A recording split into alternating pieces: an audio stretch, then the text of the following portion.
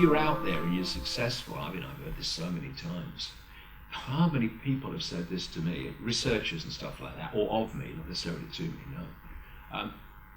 If you were genuine, you'd be dead, right? And it's like, whoa. Now that's taken giving your power away to a whole new extremes of existence. So, this world is so controlled and we are so impotent to do anything about it that your only confirmation that you are genuine is if they kill you.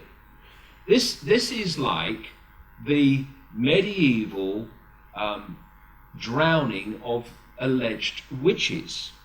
They put you in the ducking stool, and if when they put you under the water you drowned, you were not a witch. If you don't drown, you are a witch, and they kill you. I mean, it's a joke. I mean, we should be celebrating people who are successful in breaking through the system. Not, well, he's successful in breaking the system. He's got to be part of this. Oh, please.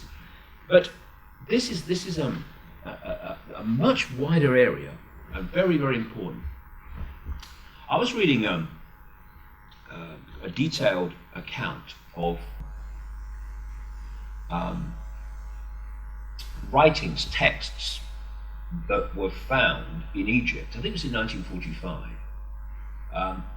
Nag Hammadi, I don't know the exact pronunciation, it was very close to that. It was the place where they were found. And they were writings from people known as Gnostics. And funnily enough, very early on in this story of mine, right in the early 90s, one of the first things I came across after, I became clear that there was something going on, were the Gnostics and people like the Cathars. And the Gnostics, like those that ran the great library at Alexandria, and the Cathars, were invariably slaughtered by the system in all its forms, not least Christianity. And their writings destroyed.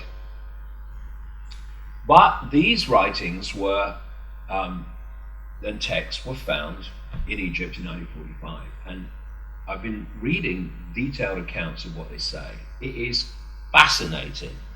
And it was in many ways like reading my books.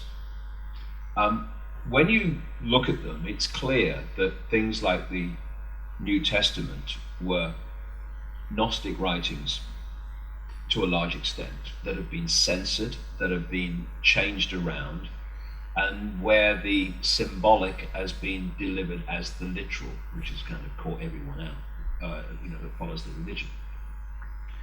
But something like a fifth of these writings talk about something called the archons. And the archons were clearly perceived as a non-human force that operated outside the realms of human sight. And when you look around the world, you see the recurring theme. In the Zulu tradition, they're called the Chitahuri. In the Islamic tradition, they're called the Jinn. And so it's the same thing under different names. And they'll talk about these archons. And there were so many concepts that they talked about that absolutely mirror what I've uncovered myself over these years.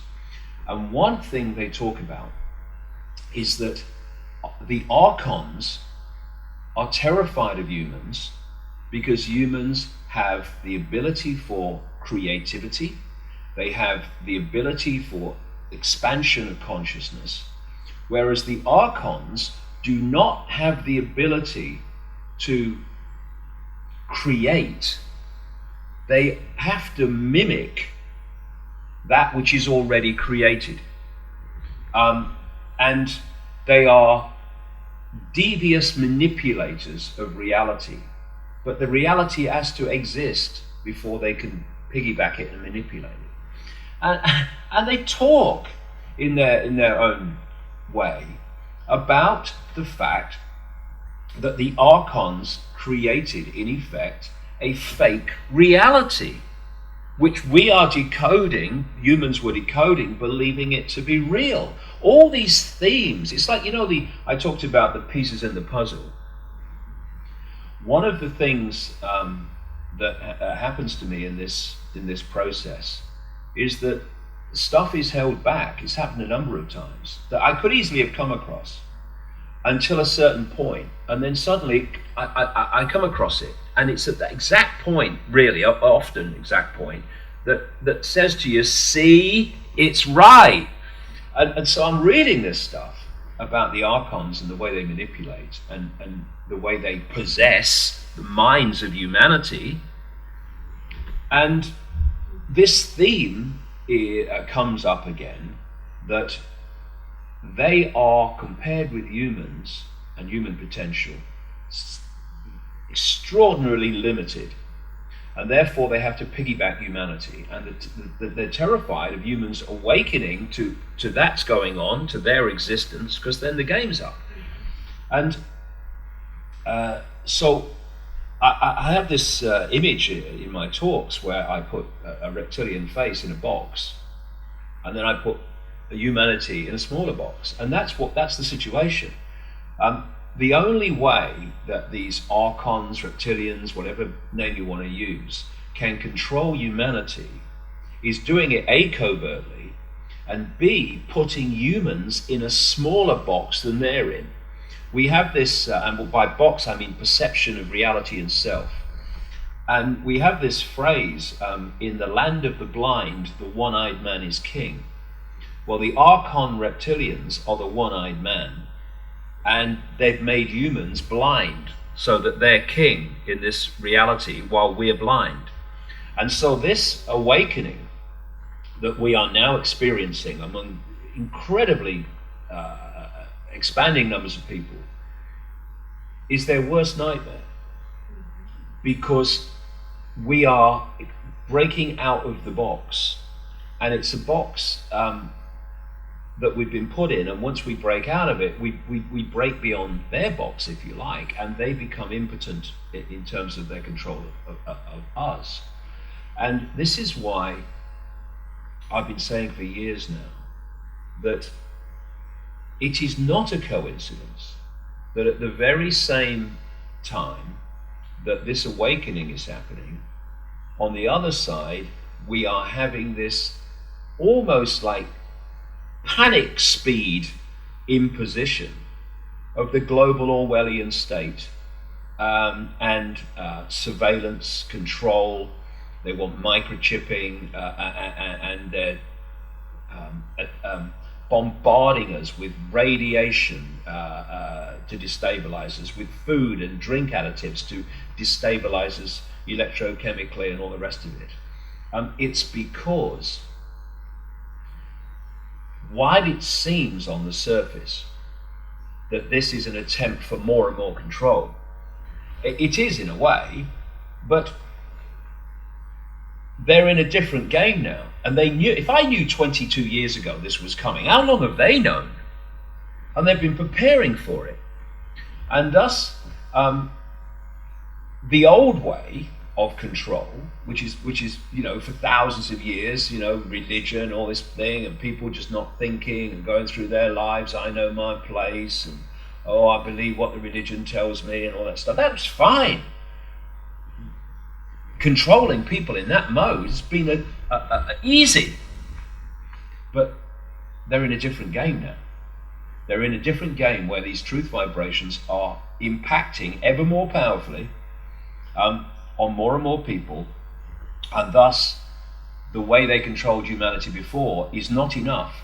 That's why this explosion of Orwellian control is flying in now, and has been for some time. It's because it is a defense mechanism to try to mitigate and overcome the consequences for them of the human awakening.